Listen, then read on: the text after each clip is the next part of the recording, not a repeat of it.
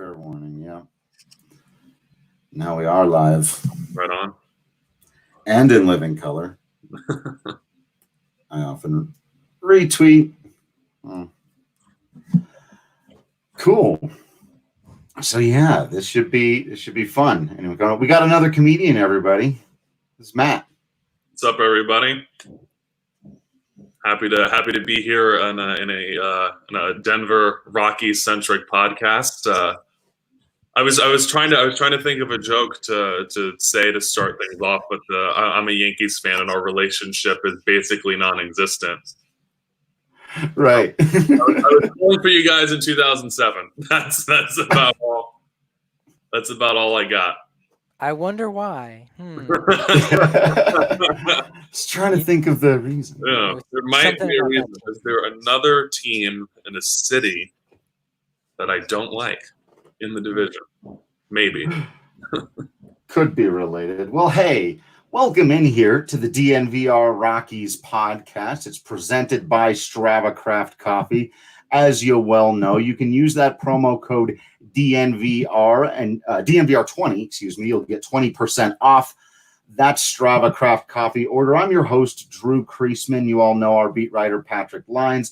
With us today for a very special appearance is comedian Matt Duckett. Man, we're excited to have you along, especially because, you know, we've known comedians and we've known ball players and we've known baseball fans and comedians and we had Brant Tobler on recently, but he hasn't taken that step of making baseball a part of his comedy, right? Sure, the way you have, and I think that you may have found your perfect target audience here with our podcast. Well, glad to have it be so. You know, that's kind of the eternal struggle of stand-up, is taking what you find funny and making other people find it funny, or just finding the audience that will. And yeah, I'm glad that clip that I posted got some steam and took off a little bit and found you guys and found kind of the rest of the internet baseball community at large. It's cool to get validated, I guess, in that way. And well, you know, frankly, there's nothing funnier than Reggie Sanders and Ricky Bonus. Well, and what's really crazy about that is that Reggie Sanders' nephew saw the joke and shared it with him. And Reggie Sanders actually shared it to his Instagram story. So, wow. Yeah, very cool. Reggie approves. Well, there you have it. So you can follow Matt. It's at Duckett Comedy on Twitter, which is where we found the clip. And there's a 50-50 chance that what I'm about to do here, you take your DraftKings Sportsbook line, place your bets now on whether or not what I'm about to attempt is going to work. But let's see if we can play the clip for you. Fingers crossed. Here we go. How's everyone feeling? What are we seeing? I got the over. Whatever that means in this sentence.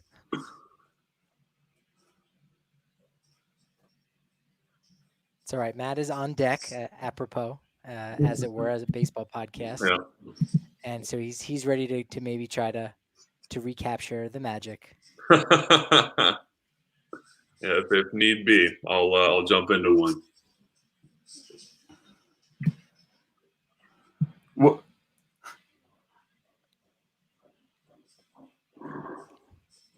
All right, Drew, the trainer has come out to see if do we need to pull you here, or do you think you're out? We're going to, as a precautionary measure, Drew is going to step aside from playing the clip, and Matthew's going to... Oh, I hope you took the under there. Brutal. Yeah, absolutely brutal. I'm very happy. It was a win-win situation. Took the over, didn't win that one, but now we get to see Matt do it for us here live, or his best rendition of it.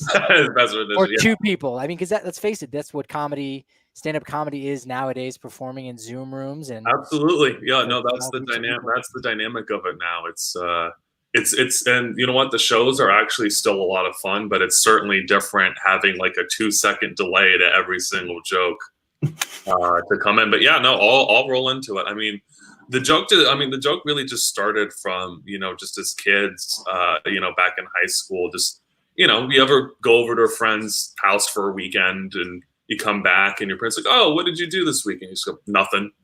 It's nothing, you know. No. My parents would always be like, "Yo, you were at Tyler's house for 2 days. Tell us something that you did. What did you spend most of your time doing at Tyler's place?" And I'd be like, "All right, check it. We put together the best baseball team possible using players whose first names start with R, who played at least one season in the 21st century." And my parents would be like, "You did that for 2 days?" And I'd be like, "We spent 8 hours on second base alone." 8 hours on second base, man. It's crazy. Randy Johnson, Russell Martin, Richie Sexson, Roberto Alomar, Rafael Furcal, Ryan Zimmerman, Ray Langford, Reggie Sanders, Ricky Henderson. None of us kissed a girl until we were 20. There you go. That is beautiful. That is better than. But look at that. So much. Now I'm glad that I am inept at working technologies. So yeah, when did you decide, hey, there's plenty of room for comedy in baseball here? Because I've always felt like there was a lot of room for it, but you don't see people talking about it. Is there a barrier? Is there a hurdle your audience has to get over? What is that dynamic like? Definitely. I think what it is that the difficult thing with stand-up is always taking the things that you enjoy and trying to make them more universal. So for example, with this joke, it's awesome that there's so many people online that like get the references of all those players.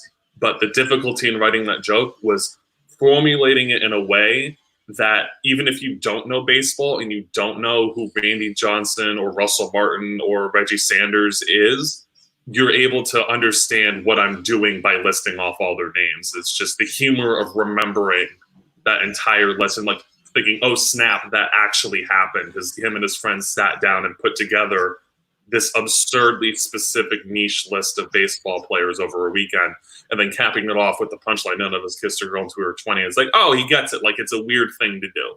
Right. So I think that's kind of the barrier with baseball, especially in kind of today. People who are baseball fans are such big baseball fans, myself included, where we're really getting into the minutia of the sport, that sometimes it's a little hard for people that are more casual fans or just not fans of baseball to kind of access what we're talking about. So with that joke, I was just trying to make it a little bit more universal, I guess. And I think I pulled it off decently well, but it took a while to write in a way that it did that. I think that's what's so ironic about it too, though, is because you're taking something that everybody kind of has their own thing, but then it is a universal thing, right? Because like, as much as I've done that version of things baseball, like I could think of several conversations Patrick and I have had where we're really digging into the weeds on baseball.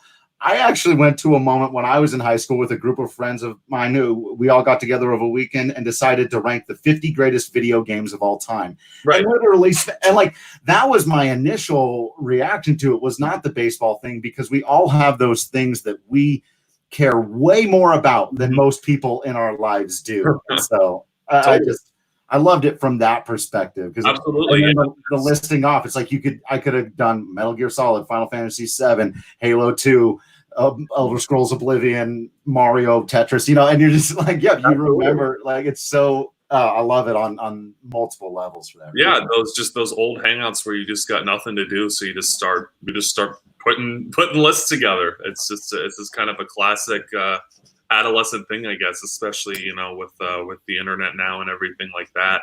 It's easy to kind of do your research a little bit and formulate an argument, and it was super fun to do. And putting those teams together, be it just on a list or going to MLB 2K10 and trying to put a roster together, it was just a good time killer for those weekends where there was nothing to do. Before we get to the point in where I ask you in those 8 hours of focusing on second baseman and where Ricky Weeks is on your list, I have to, take us back to, like you said, hanging out with your buddy Tyler, and where's Matthew Duckett from? What's his background like? What led you into this career into comedy and took you out to Los Angeles? Yeah. So, I mean, I was always interested in comedy. I was always kind of a funny kid. I moved around a lot growing up. I moved 6 or 7 times between ages like 5 to 15. So, I found like the easiest way to make friends quickly was to be funny and to tell jokes and that sort of thing. So that's kind of where my interest started, as just like I like to make friends very quickly because I don't know how long I'm going to be here. So I may as well enjoy my time. So always a funny kid, always a joke teller, always had an interest in doing comedy, specifically stand-up. But, when you're a kid, you have no idea or grasp of like, how do you start doing stand-up, So I scratched the itch a little bit with like theater in high school and like improv and stuff like that. But when I got to college, I went to UC Santa Barbara. And there was a stand-up comedy club on campus that ran a weekly show, had folks drive up. Santa Barbara's only a 2-hour drive from LA. So we would pay people to drive up, professionals to come and headline the show. And once I found out about that, I jumped in full head of steam. And it was kind of just, I was like, well, here's the opening to pursue this thing that I've always been interested in a long time, and jumped full on in.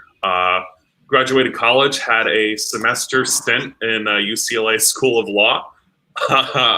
In my genius, I thought, oh yeah, I could totally balance going to a top 20 law school in the country and pursuing stand-up comedy there. So I'm happy, and my parents are happy because I'll have this fallback. And obviously not, obviously not possible. So dropped out of law school from UCLA and. Decided, what, I'll just stay in LA and I'll cut my teeth here and see what we can make of things. And, so far so good. Yeah, it's interesting. There's a lot of comedians that kind of have that similar story. Either they dropped out of high school, at 16 years old, or they heavily pursued, a crazy competitive career. I think that was the case. Coincidentally, the 2 examples I'm going to come up with are the Sklar brothers, pair of twins, and then also the Lucas brothers, where I think they were practicing laws, and again another set of twins. But you never hear they were like majoring in kind of social awareness of the general world, and then they dropped out. It's always law, or they were going to be a doctor. They were on that PhD track or something. It's funny because it's these very regimented tracks for a career, and stand-up is really the antithesis of that, where it's just like there are no rules. You formulate your own path to how you quote unquote make it, and your act is your own and something you're completely able to create yourself. But so many of us come from these very strict, by the book type of career paths, and we just fall out of it for one reason or another, I guess, just because there isn't that opportunity to kind of open it up a little bit and be yourself and kind of break the rules or change the mold. Does that seem like to be something that can help you out in that field? I would imagine, with stand-up comedy seemingly having no rules, I think you understand that if you just go up and you kind of tell fart jokes, which there are a lot of people that can be successful to a certain point, but then how do you break through that next barrier? Because those guys, I've been in those rooms. I've tried my hand up at stand-up comedy and improvisational comedy, but they're those guys that just, they want to drop F-bombs every other word, and they're getting chuckles, but they lack maybe what it takes to get to that next level is having that structure of what you had at UCLA Law School. Does that help you maybe elevate your game a little bit? It certainly has added discipline in that it's not something that, I don't take myself too seriously, but I take the work behind it pretty seriously, where it's like, all right, you have to sit down and write, you have to sit down and edit these clips and caption them properly to put them out there, that sort of thing. So it definitely adds a level of discipline. I think what the difficulty is with people in stand-up and kind of getting to that next level. And like, I speak as somebody who's been in stand-up for 6 years. I am an infant in this. So, I have a rough idea of kind of what I'm doing, but I don't want to come off as having the knowledge of Dave Chappelle. But the difficulty is going from like those fart jokes and that sort of thing and moving into being able to be insightful about yourself. And I think that's where most great comedy lies, is being able to look at yourself, your life, and take elements that were unique or different or funny or even traumatic or sad and be able to warp them into something that's entertaining for a crowd and accessible. Because really what stand-up is, it's just connecting with people. Like you said, Drew, when I do that joke and I go off that list, you're acknowledging, oh, that's funny that he has this list memorized, but you're going back in your memory and going, oh, snap, I did that exact same thing. That's awesome that this guy had that same sort of experience that I did as a kid.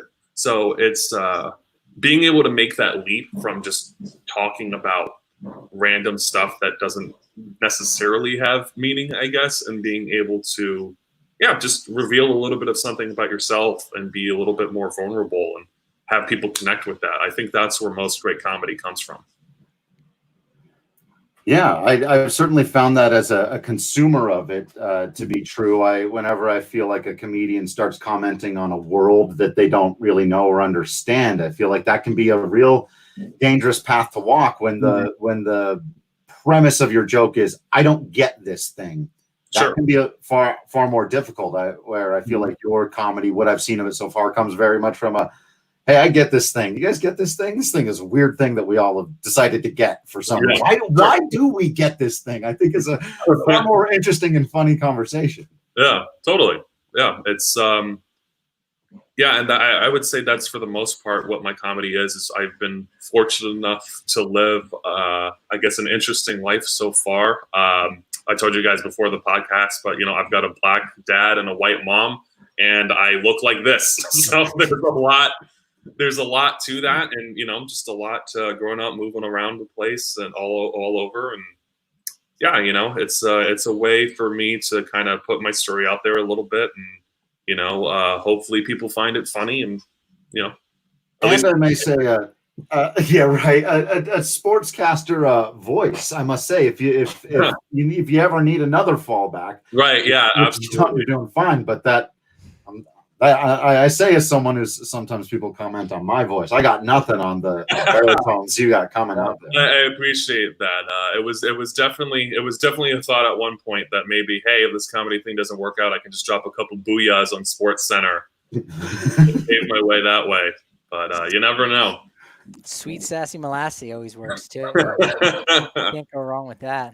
Yeah, I think that's another thing. I think we all have come up with our own, oh, this is what I would say if I was a broadcaster on Sports Center when this happened, Oh, do you have some calls for us? Do you have like if you could do anything, some language restrictions applied. Right. What would your home run call be? Oh man, a home run call. That's I don't know. Yeah, to be honest, when it comes to home run call, I'm a classic guy. There's nothing better than I forget the name of the Giants broadcaster, but I mean, you go back and watch Barry Bonds hit 762, and that call, just that hits it high, hits it deep, it is out of here. It's just perfect. It's just so good. So I think with the home runs, you kind of got to keep it simple, and you just gotta give it a going back, gone, high, deep, see you later, that type of thing. I used to really like, what was his name? Larry Beal was a guy who was on Sports Center for a little bit, and he's from Hawaii. And he used to, whenever somebody would hit a home run, he would go, "Aloha means goodbye." And I was like, oh, that's great, because it's quick, it's simple, but it adds a little bit of him to it as well. I do remember that one. Aloha means goodbye was a really good one. No doubt. You talked a little about before we went on that even though you're in LA right now, you said you've moved around, you're a Yankees fan. Does that have to do with one of the places you lived in? How did you latch on to the original pinstripes?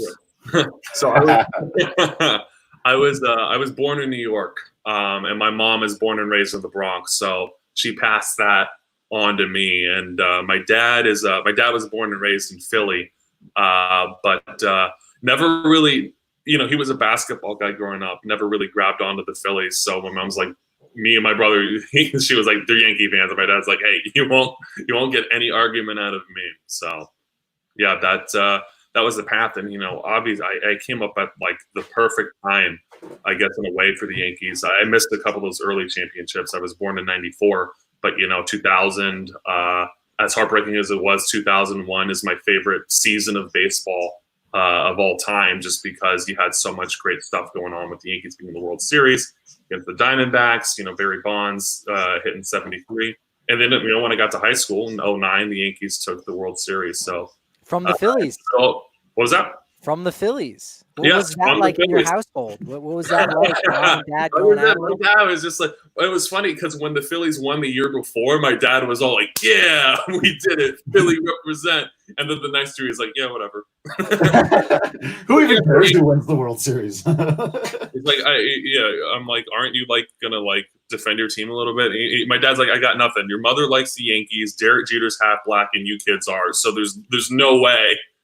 There's no way I'm going to pry you guys from this team until he retires. Right. Especially after you just got one. Maybe if it's still been a long time. I imagine, I don't know if you've gotten any chances to go to, Dodger Stadium, recently, not in the 2020 season, of course, but just in the last couple of years, and maybe even seen Chase Utley there. Yeah, I haven't encountered any players. I can tell a quick story. I was my brother came down. My brother lives in the Bay Area, and he came down for the Yankees Dodgers series in the last year. And it was, I forget if it was game 2. I think it was the second game of the series that we had against them. And just from the jump, the Yankees were pounding the Dodgers, just obliterating them.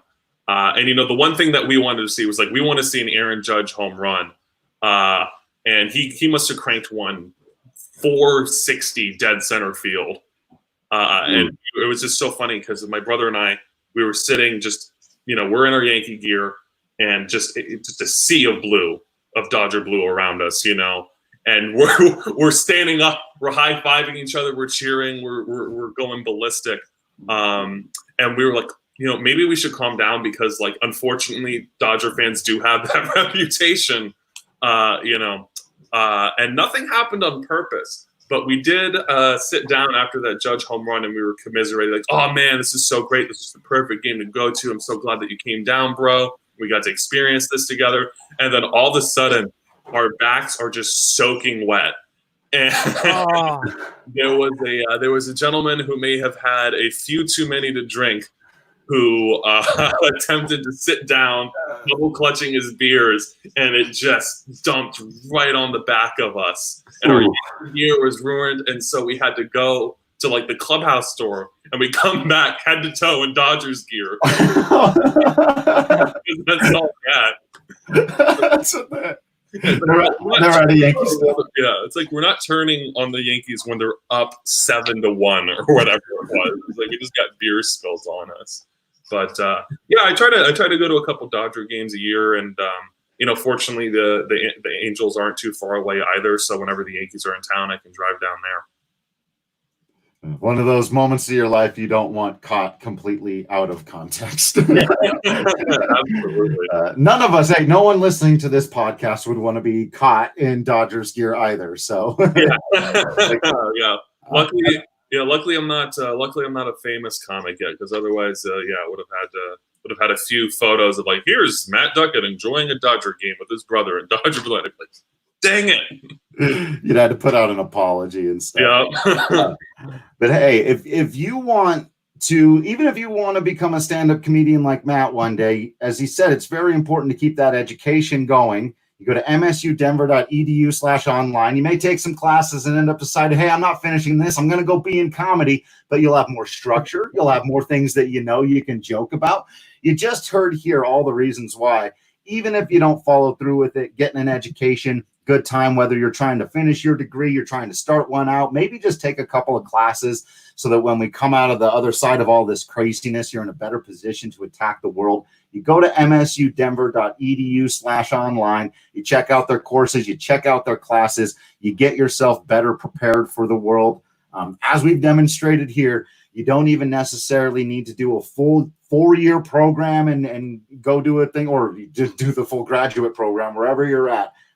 Enriching yourself always worthy. And the best study partner that you can have, of course, is Strava Craft Coffee. It'll keep you alert.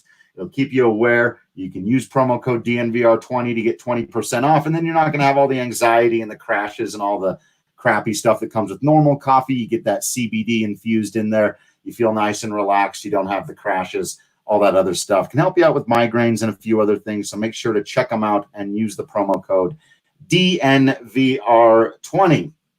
Talking with comedian Matt Duckett here on the podcast, taking us through. That I gotta say, the transition was tight. There wasn't a stutter and going through. That was, hey, comics. A lot of podcasts going on with us and a lot of ad reads. That was up there, man. That was solid S tier promo.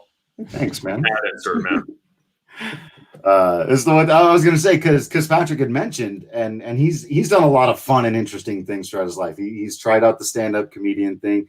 He's been a professional wrestling referee before, which is the thing that I'm most jealous of. And I was even thinking about it as you guys were talking. I was like, man, I would get crushed at stand-up comedy. I was like, I can do anything.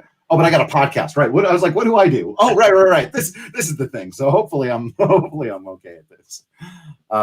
But I did want to ask you actually back into the baseball part of it, because I feel like there's one barrier that we mentioned earlier was like, do you need to know about baseball to joke about baseball? And it can be kind of a niche thing that can also be kind of a stuffy, old person, boring thing to a lot of people. And absolutely, I wonder, if you have encountered that, or if you've, tried to say, kind of back to that dynamic we were talking about earlier, how do I make fun with this thing and not of this thing, tapping into that, oh yeah, everyone thinks baseball is boring or what. It would be so easy to make a string of, isn't baseball so boring, Joe? Absolutely. And funny enough, and I'll full on say that's kind of, in trying to write about baseball, that's kind of where I started, was like, okay, people think baseball is boring. Is there any way that I can play on that a little bit?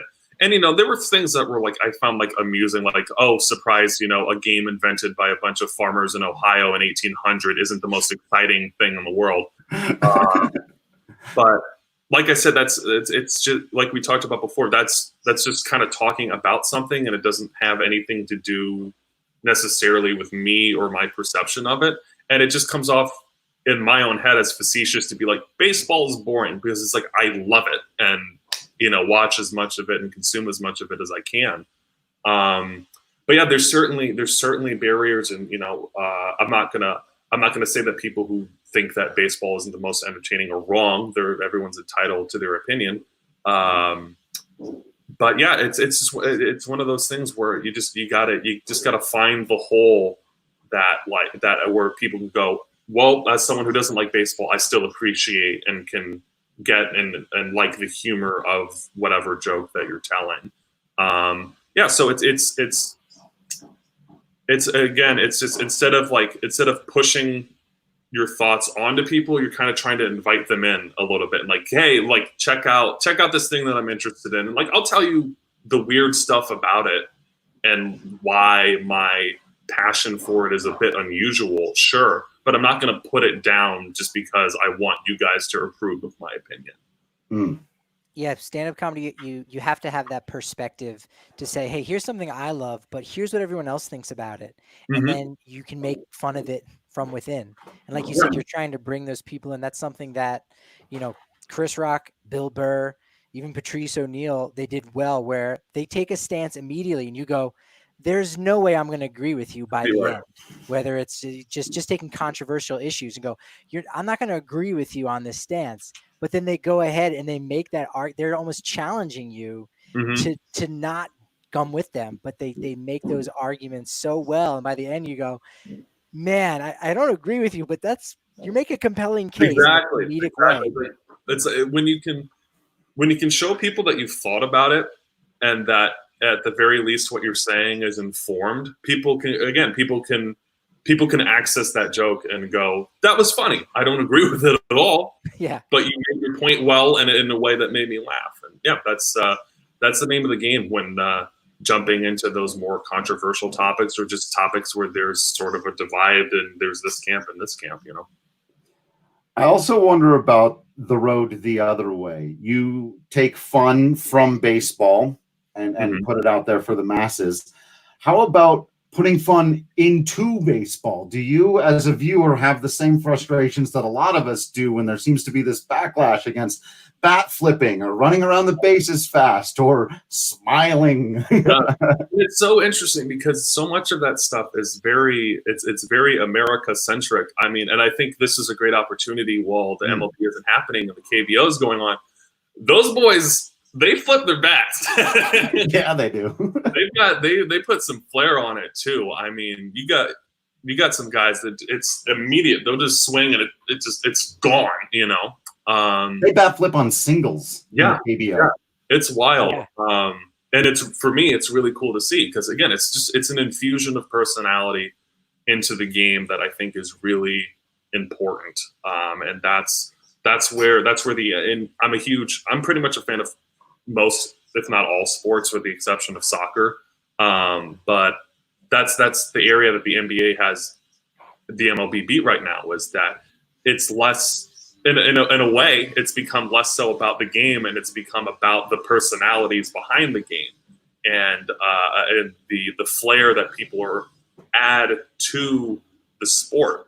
And those things like bat flipping or like when Juan Soto gets, down and dirty and starts staring down the pitcher, it's like that's that infusion of personality that the game needs so that kids can go, I want to be like that guy. That guy's cool, because there's when LeBron James cocks back the ball and throws it down, it hits different than the way that Kawhi Leonard does it, which is pretty much not expressive at all. But even in that non-expression, that's an expression.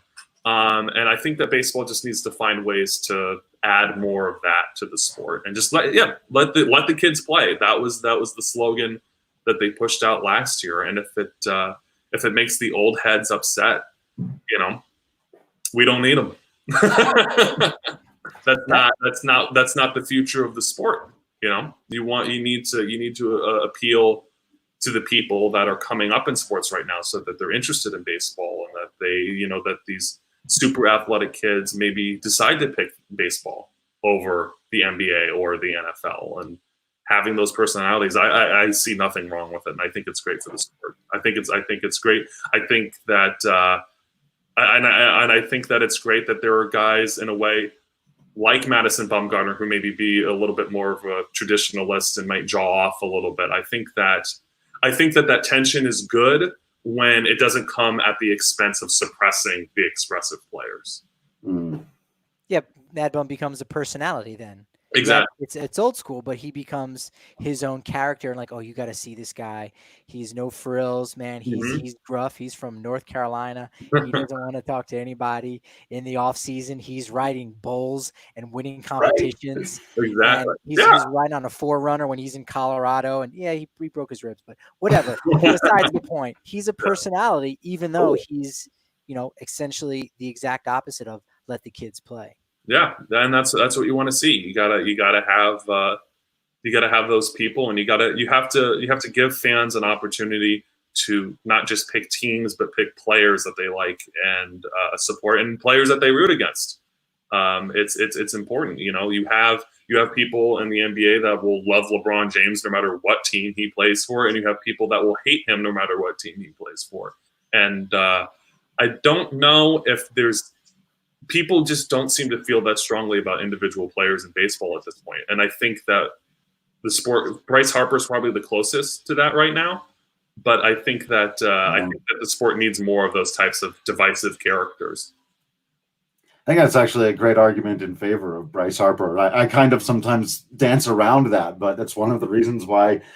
And I say to people who are, typically very anti-Harper, like, why do you like this guy? It's like, well, here we're having a great conversation now. And you're right. He's one of the few guys in baseball you can really do that with. Yeah. I mean, it's at the end of the day, it's all storytelling. We mentioned Patrick's past experience as a wrestling referee. I mean, that's the foundation of wrestling, faces and heels, good versus bad. And, as a kid, you can pick, that you like John Cena and that he's great and he's the all-American great guy. And then as an adult, you can root for a dude like Kevin Owens, who's supposed to be bad, but screw it. I like the bad guy, But he's funny, so who cares? Yeah, it's like Bryce Harper might might be a little bit of a diva at times. He might show out a little bit more than what would be expected of a professional. But it's fun. It's fun to see a guy be himself and kind of say, forget what other people think. I'm just going to do me. For our wrestling nerds that are listening, Bryce Harper is probably a lot less like Kevin Owens and a little bit more like Dolph Ziggler. If we're going to have a comparison, I'm not sure if you're still keeping up on the wrestling there, Matt. But no, I'm in it 100%. Okay. I watched wrestling growing up and I fell out of it. And then when I got to college, I was a resident assistant. And so, Friday nights I had to be because Saturdays were when the stand-up show was. So I always requested Saturdays off. So I had to be in the dorms on Friday nights. And yeah, one of those nights SmackDown was on. And I was like, why did I ever stop watching this? This is really fun. Yeah, no, I've got a whole crew where, hopefully things are opened up and ready to go by next year, because we're all in for WrestleMania at the new Rams Stadium next year if it's happening. So. Well, you've got two niche markets that if you're doing stand-up comedy for Saber at the convention every year, and at WrestleMania you've got a set with Ron Funches, Dan Soder, and other super fan wrestlers. Sure.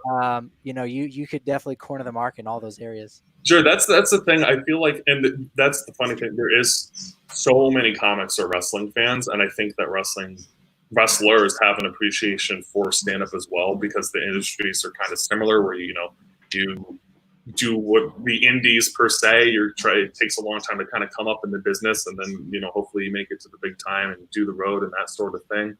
But I do think that wrestling is an area that so many other people have covered that I'm like, if I find something really unique to say about this, I'll say it. But with baseball, like you said, Drew, it just hasn't been cornered in that way. And I'm like, all right, there's room to move around here. Let's see if I can make my imprint on this a little bit more, and kind of, and happy to be known as a guy who talks about sports and talks about baseball. I got before everything shut down. I was just minding my own business at the Hollywood Improv, and someone came up to me and they're like, "You're that half-black basketball comic." I'm like, "Yeah, that's me." You're like, "Oh, it's really nice to meet you, Blake Griffin." And you're like, "Oh, what? Oh, I thought you had it." I was going to put that on my business card, but so close. But wrong guy. But yeah, no, that's not Blake Griffin. Matt Duckett, not Blake Griffin, not Klay Thompson. So my question, I want to leave this open-ended. So two of them, but I'm not going to ask you to workshop your future material in front of us. But I was just wondering, what are the other sports? Do you plan on doing more with the other sports? And what are some of the things about baseball? Obviously not specific jokes, but are there like areas of the game and you're like, there's probably jokes to be had about. I would imagine, for example, the collective bargaining agreement is not one of them. It's like, I really go in and explain to people the Rule 5 draft. There's a lot of comedy gold. Yeah, I'm not planning on getting on stage anytime soon and going. Y'all ever notice that Kenny Lofton's WAR is in the high 60s, but he fell off the ballot after his first year of eligibility? What's up with that? Like, can't. Maybe I'd love it. Baseball yeah. I can do some type of satirical thing like that. But yeah, it's fun to kind of look and see, like, okay, what's interesting about the sport? What hasn't been talked about? What's funny about it? I mean, for me as a person of color, I find a lot of humor in kind of the racial dynamics of baseball historically. Again, racism in baseball has been a problem for years. And again, not surprised, given that, again, started by a bunch of farmers in the middle of Ohio. Probably hadn't seen a black person until they invented the sport. And some dude showed up and like, wait, what? Are we going to let up? No, let's not.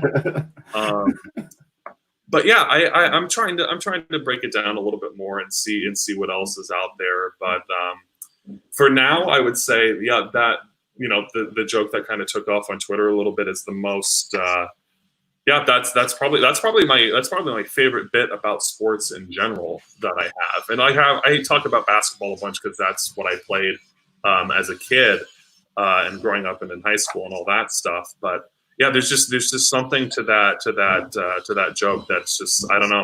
I just really like it. And so I especially with how that joke took off, there's definitely more stuff that I want to explore and look into a little bit. And, you know, again, I had maybe 95 people following me on Twitter, and now I'm at like 820.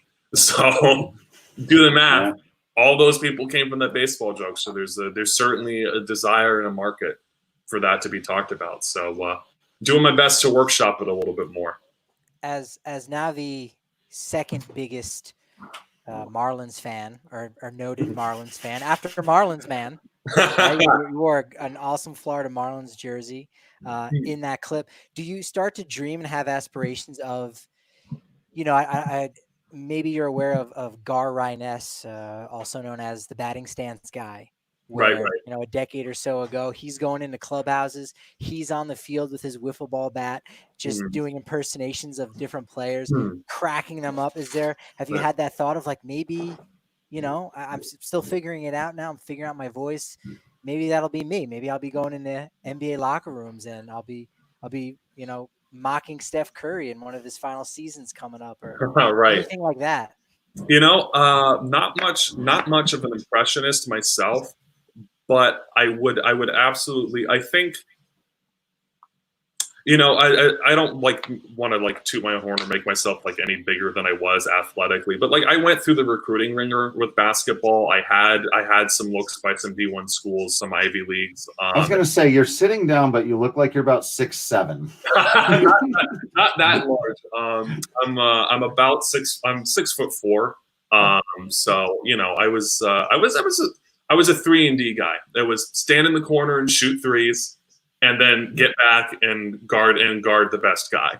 And I was happy to do that. But yeah, I think there's a lot that I think there's a lot that I could talk about with, I guess, professional athletes and kind of joke about, you know, kind of that experience and that sort of lifestyle. But more than anything, I just think it would be so cool to throw a first pitch at a game. I think that would be if I got the opportunity to do that, like as like, ladies and gentlemen, stand-up comic Matt Duckett throwing out the first pitch. That would be one of those moments of like, oh, I've really accomplished something with this. I've really made it to a point where this is truly like my living and that sort of thing.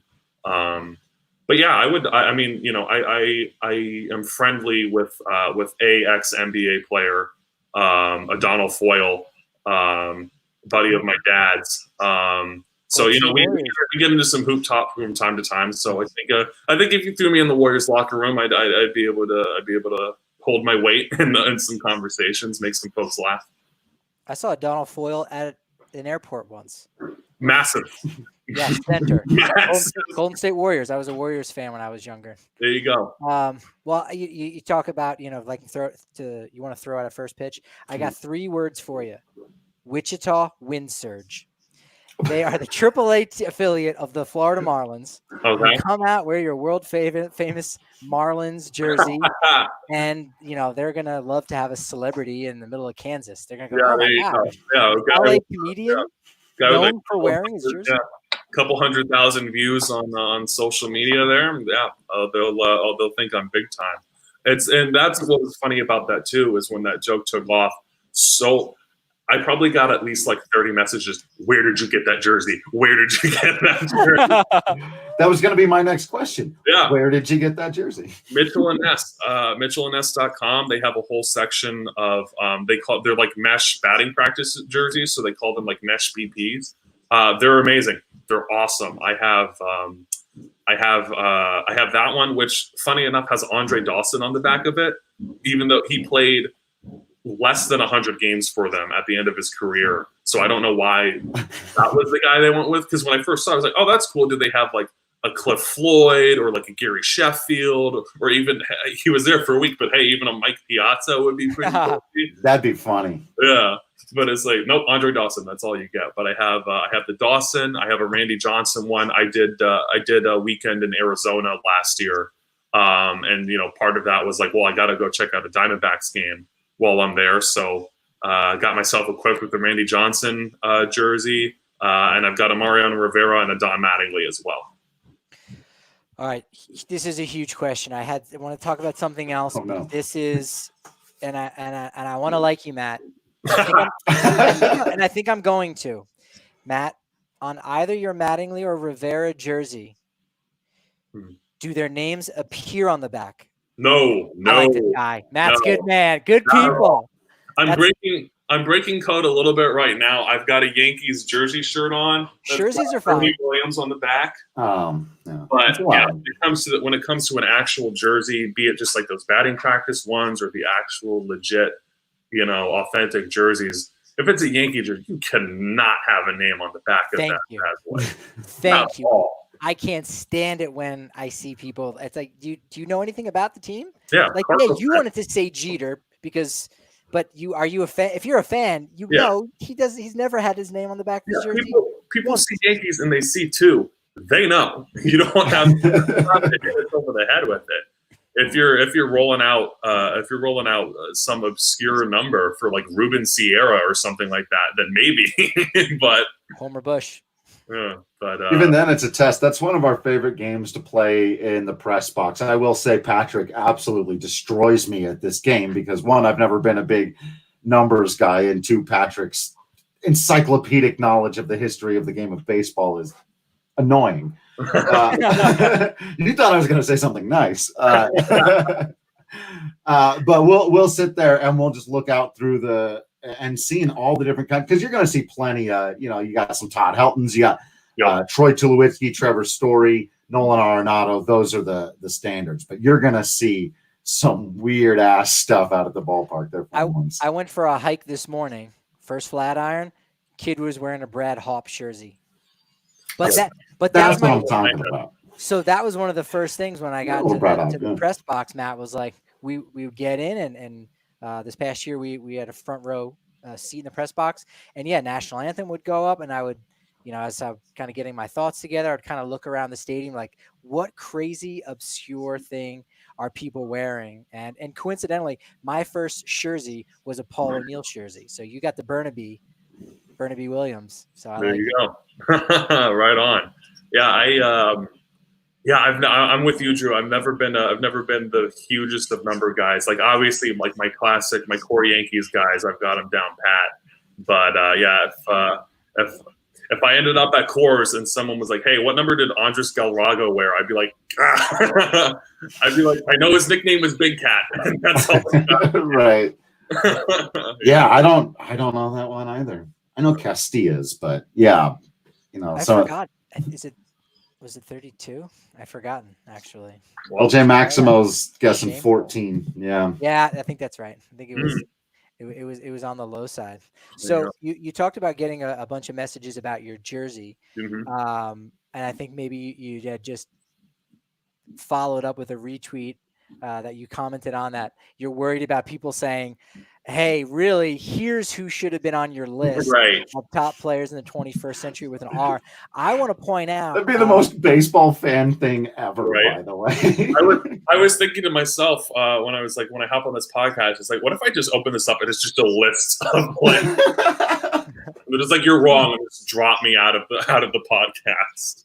It's 30 seconds. Here are the R's you missed. Yeah, dangerous territory. Here's an R you may have on your list. He might be on the back, but has a good connection with you. He's a guy that he's on the pre and post game report in Colorado. Former Rockies player Ryan Spilborghs, who went to UC Santa Barbara. He was a Gaucho. He played baseball there. I did not know that, and I gotta say, I don't know who that is. Billy. Brutal. Apologies to the man. When I was at UCSB, our baseball team was solid, but like it wasn't like particularly popular among like the student body. Our big thing has always been soccer, which was just insufferable for me as someone who just doesn't. I try to be like, oh, this thing's terrible. Soccer is just decidedly not for me. It's just I don't understand the minutia of it, and I don't have the appreciation for it that's required to enjoy it. So I was never particularly interested in the fact that our soccer team was number 2 in the country. But when I was there, our baseball team, our guy was Dylan Tate, who was a prospect in the Yankee system for a little bit. He was part of what trade was that? I think it was part of when we traded back for Carlos Beltran. I think he ended up coming with him. I don't know what system he's in right now, but like he was our lethal closer for the school. So, but yeah, I already forget the name of the guy that you said. I'll have to. Do a little bit more research. But the egregious omission in that clip was Ricky Henderson. Because for the outfield, I said Ryan Braun, Ray Langford, Reggie Sanders. So I got a lot of messages about like, how could you forget Ricky Henderson? You said that you're a Yankees fan. He was on the Yankees, blah, blah, blah, blah, blah. And I explained to people with that joke, like obviously I wanted to make, it's based on reality. We did do something very similar to this in high school. We were putting together like a best list of baseball players whose first names start with R or whatever. But there's a rhythm and a flow to that joke. Because I'm rattling off 9 names that start with R in rapid succession, and I kind of have to feel it out a little bit when I'm going along with the joke. And with that one, I think I make like a very small pause after I say Ryan Zimmerman, and that's me in my head going, I'm not in a place with my mouth where I can get Ricky Henderson out smoothly. So I'm going to revert and put Reggie Sanders in right field and Ryan Braun in left. Ray Langford's always part of the joke because I just think that's a hilarious name. Ray Langford has to be a part of the joke. Yeah, Ray Langford is just the two. Randy Johnson has to be there because it's Randy Johnson. Russell Martin's the only catcher whose name starts with R. People were throwing out Ryan Howard for first base, but I told them, what is funnier in a joke, Ryan Howard or Richie Sexson? Yeah. Richie is a hilarious name. Ray Langford is just it's one of those classic baseball names, where it's like that could only be a guy playing baseball. Right. It's like Hunter Pence is another one of those guys where it's like, gosh, that's just such an American baseball sounding name. So yeah, Ray Langford is always a part of that joke. But yeah, typically I try to say Ricky Henderson like I just did in the stream, but it's a tough name to get out. It's a lot of syllables to maintain the continuity of the flow of that joke.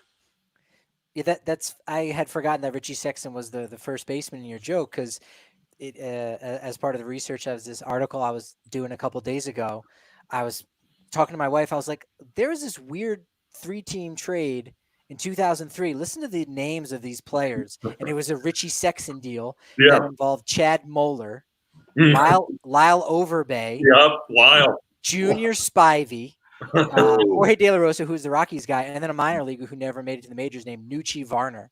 Wow. And I just, looked at Richie Sexton's, baseball reference page for 5 minutes. Like, this guy was the dude for a minute. Oh, yeah. Richie Sexton hit tanks for a little bit there. Yeah, on those Mariner and Brewer teams. That guy, he must have had probably like 3 seasons where he hit 40 jacks. Yeah, he was good. He had 2 at 45, 1 at 39, 1 at 34, and 2 and then 1 at 31. So he win like an all-star game with the Yacker too. I remember him hitting a big one that maybe in front of a hometown crowd. He was with Milwaukee. 2-time all-star, 306 home runs, just short of 1,000 RBI. Richie Sexson, 6'7" from Portland, Oregon. Yeah, he was a big dude too. He was that guy. Yeah, large human being.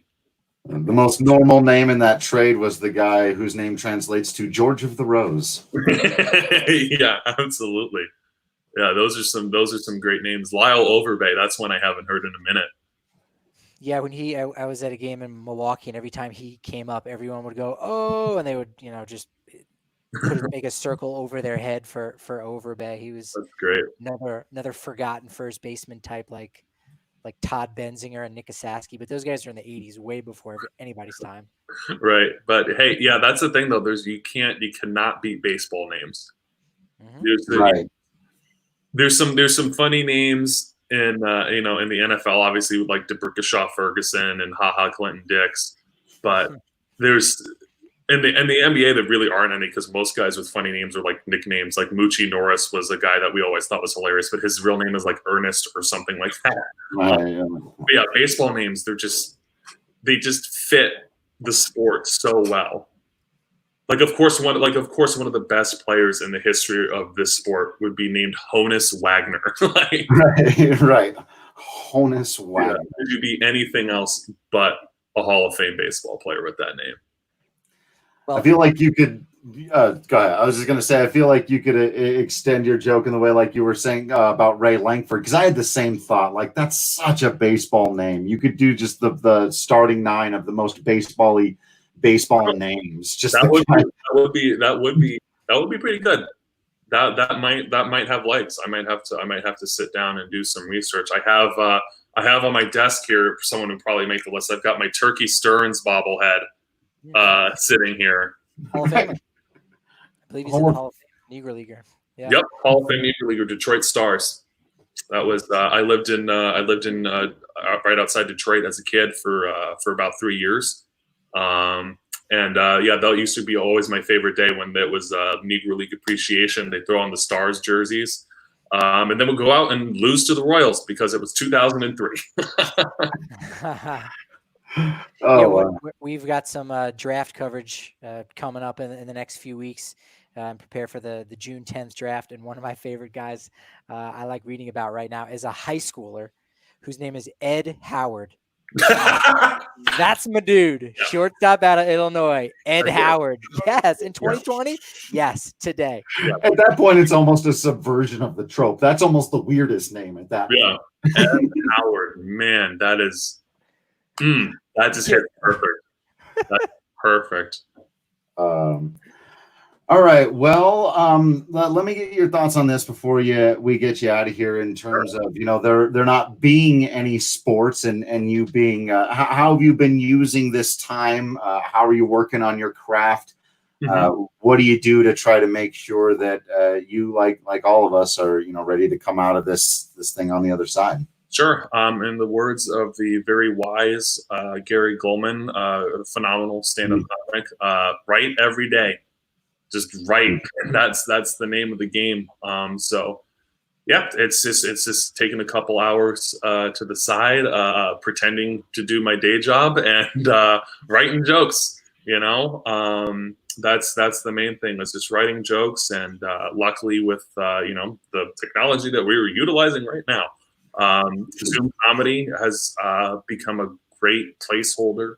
I've done a pretty decent number of shows at this point, and they've all been a lot of fun. Not quite as invigorating as the live stage, but it'll do for now, and it's a great way to test out material so that when things open back up, we're not completely rusty, and we have a couple things in the utility belt that we can whip out that are new, and we know at least have a little bit of legs and can move a little bit. So it's just been a lot of writing. It's been a lot of it's been doing those Zoom shows. It's been uploading clips, going into old sets and editing those around. And sometimes you find a joke that's a few years old, and you go, oh, you know what? That's actually pretty funny. I haven't told that in a long time. Maybe if I twist these words around, it can become part of the act again.